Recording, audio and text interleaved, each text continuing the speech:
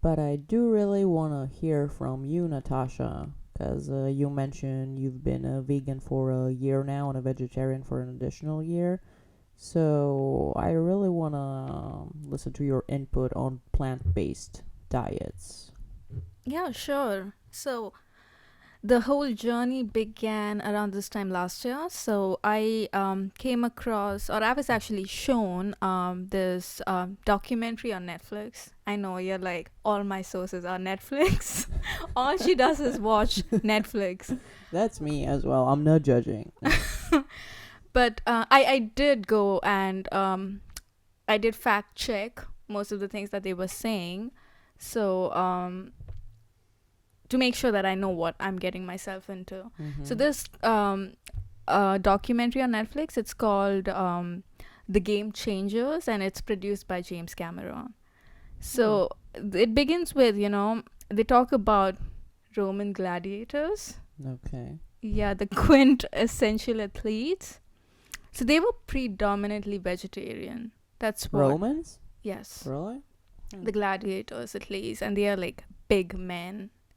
Yeah. And you would think that, to have this kind of strength, even the early commercials, they would use athletes and they would show them having the steak or any other beef or something, and they Yeah. would be like, Yeah. to be a real man, you need to have meat.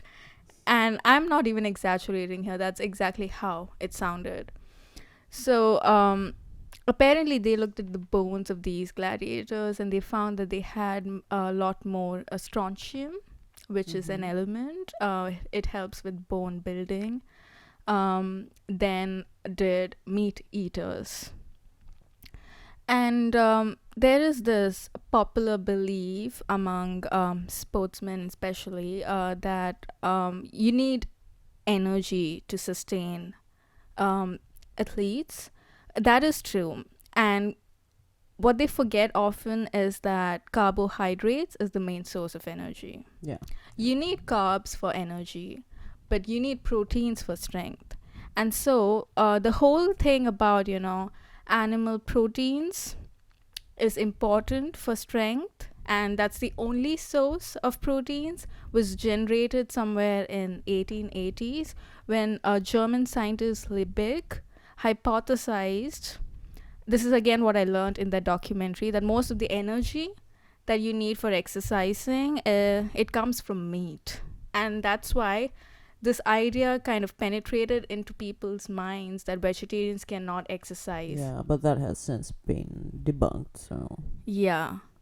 And it's suffused through the world to such to the effect that USDA, which is United States Department of Agriculture, issued proteins recommendations.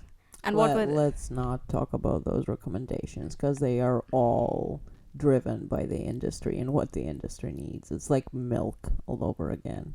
Yeah, but yeah, go ahead. I just wanted to. yes. And that's a good point because they also say in this documentary that a lot of research is on meat-based diet is actually funded by meat Of industries. course, like if I run a like a beef producing plant, what do you think I'm gonna do? I'm gonna fund 20 scientists. I bet you 18 out of 20 are gonna somehow come up with results that benefit me. It's not so hard. Yes. And if you're looking for something specific, you can usually, kind of get it if you know what I mean in research terms. Yeah. And go on. So no question you need strength from proteins to perform well. But where do you think these animal proteins even came from? They came from plants because animals consume plants and there's this whole phenomenon of bioaccumulation, right? So basically, they are just the middlemen and they are acting as the middlemen, and you might as well just directly go to the source of proteins, which is plants. And I want to get this right, so I'm gonna look this up. So there was a big study which was conducted. It was published in 2016 and in the Journal of the Academy of Nutrition and Dietetics. Mm-hmm. The study is titled Position of Academy of Nutrition and Dietetics, Dietitians of Canada, and the American College of Sports Medicine, Nutrition and Athletic Performance.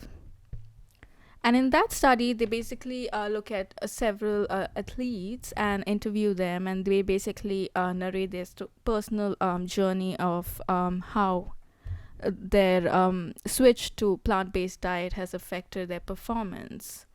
And if I were to summarize, the general perspective was that it basically not only sustained their performance, but basically it improved their performance for several athletes. Now, I understand that this study was this and several other studies. This documentary was called out by several others because they said that it didn't have enough participants in the study. So when you're Mm-hmm. generalizing a conclusion, you need to have enough sample size for that. And I get that. But what I want to highlight here or underline here is that so far I have not come across any one or any article that says plant-based diets is bad for you. But you definitely there are few things that you should keep in mind, which is um, there you need to take some supplements. So That would be my next question. Yeah, yeah. because people who are anti supplement, and I'm very pro supplement. They're I do like, take B12 supplements. And mm-hmm. apparently, so it said that the natural source for B12 is animal proteins, Yeah. but some people have found that animals also get B12. They don't produce it naturally, but they get it from the soil, which is kind of attached to the plants that they consume. Are you suggesting we eat dirt? So apparently that helps with the gut microbiome even. So Yeah, it's the I bet. bacterium that produces B12. But these days, because you have pesticides, even the plants, there's not a lot of bacteria growing around plants. Mm-hmm. So the funny thing is, even these days, even animals, poultry, are given by vitamin supplements. So basically, you are having the supplements of these middlemen. So why not just have the supplements directly? That's weird. Yeah, I don't take B12. I take a multivitamin and I take vitamin D, and I also take NAD plus and things we're gonna talk about in our reversing aging Yes. episode. But yeah, at least you're a conscious vegan. Yes, I Okay, am. you know what you will be lacking. There are things that you will be lacking, and there are things that you will have in excess. So probably your gut is in a much better condition than mine, especially after I was going keto. Let's not talk about that. How my gut was feeling. But yeah, just supplement, and you do have the ability right now. There's everything you can think of and more is available. You have plant-based proteins. You can make extra protein shakes. You can make whatever you need. So I don't think that would be an issue with veganism. I just think that for some it might not be sustainable for some people. I don't know. I haven't tried it. Yeah, I mean, everyone is different. You have a different genetic makeup. So it's important to make up for things that you lack, like you mentioned. So, yes, I'm not a, a per se proponent of vegan diet, but it has not done any harm to me. I would like to say that, and it's up to you. This is just facts that I'm presenting to you so that you have enough information to make a choice for yourself. The decision is yours. And I also have to add that you are one of those vegans who do not state that they are vegans the moment they enter a room. Yes. And she doesn't shame me for eating meat and cooking meat. I have to mention that. Thank you. She's one of the good ones, people. They're here. They exist. So, so yeah, that's about my experience with vegan diet. Also, now let's talk a little bit about health. So, in the 2 months that I was locked up at home, Boo. thanks to COVID, I was Yeah. actually searching for several online fitness programs, and I came across V Shred, which many of you probably have heard. It was new to me back then. So Vincent is the CEO and co-founder of this program, Mm-hmm. this brand actually of fitness, and I came across this concept of hormone misfiring for the first time when I heard him talk Mm-hmm. about it. So basically, a major contributor to your resistance to lose weight is actually it has to do with hormones. Oh my God! Let me tell you about that. Let's hear about that. It's I know it's gonna be short, but I've been complaining to people, and most of the people don't believe me. So I had an contraceptive implant, Mm-hmm. Nexplanon implanted, and I mean you've known me for like 5 years. I'm a person with a very high metabolism. I could eat whatever I wanted to. I can lose weight real easily, and I work out like a lot, like She does. 5 days a week. That's a Mm-hmm. lot. During quarantine, of course, let's just assume that my workouts dropped like 3 times a week. But it's not like I was eating that much more, and it actually started before quarantine. But the moment I put that implant into my arm, I was gaining weight and I could not lose it. Huh. And I mean, it might sound like an exaggeration, but when you're a person who has consistently been like 115 for most of their lives, going to 130, like that's 10 to 15 pounds, that's crazy. And it was just hormonal. I changed nothing else in my diet. I had a more sedentary lifestyle, but then again, I tried to cut other sources of calories, like I stopped drinking those nice little sugary coffees I drink and everything else. And it's crazy, I could not believe it. And the moment I took it out, everything kind of balanced itself out again. And I lost the weight. Yeah. I, I can't even fathom how my body regulated its calories in a different way. Like, well, what was it doing? Yeah, I think hormones has a lot of responsibility than we give it credit for. And weight loss is definitely one of them. So he shared experiences of women who have been trying to lose weight by going on specific diets, and one of them was, I think, on keto diet. Hmm. And she said that it helps you to a certain extent, and then you start plateauing. And that's what happens with most of us, right? We lose a lot of weight that actually is the weight that we have recently gained, which is easy to lose, and then we plateau. We don't go down any further.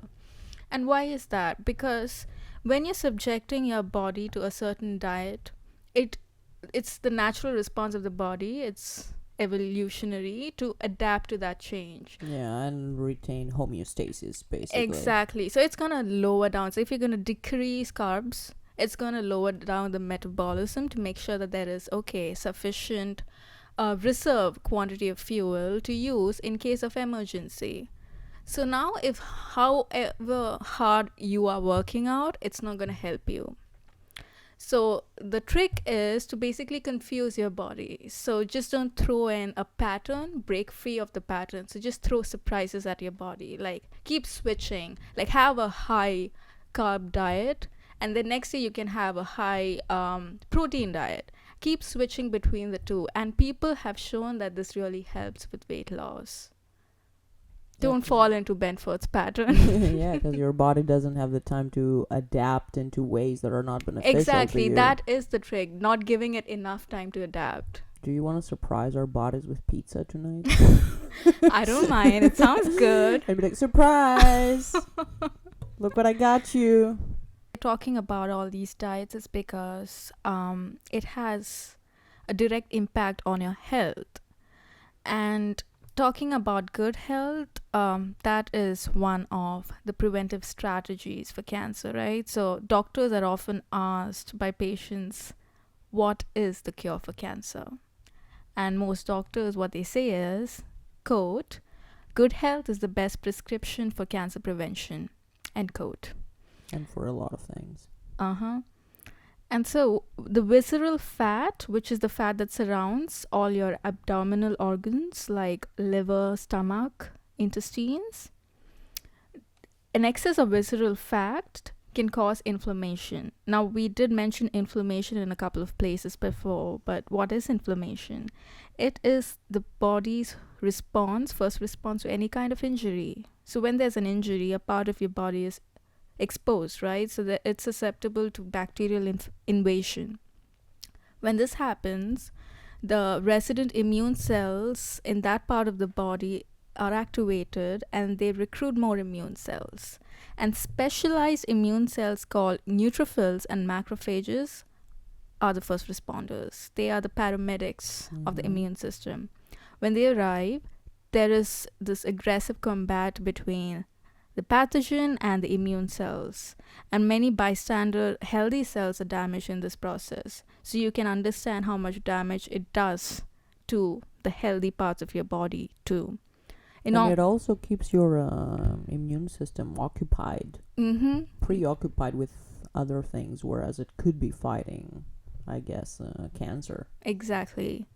So as long as it's short-lived, this process is completely normal, but it has deleterious effects if it prolongs. And inflammation regulates the body's response to hormones even. And hormones like insulin, like what Diana was mentioning, like how insulin resistance is actually contributing to cancer in several cases. When the body stops responding to insulin, it has to make up for that insulin resistance. So then the immediate response of the body is to produce more insulin, and an excess of anything, even hormones, can do more damage than good. And a lot of hormones like insulin, and insulin actually regulates other hormones too, like estrogen, and estrogen has a direct association with cancers, breast cancer, ovarian cancer. It feeds these cancers basically. So that's how important it is, your health is, to prevent cancer. And one way that people are viewing obesity right now is they are viewing it as a chronic inflamed state. Yes, it is indeed. Yeah, that is interesting. And the keto diet again.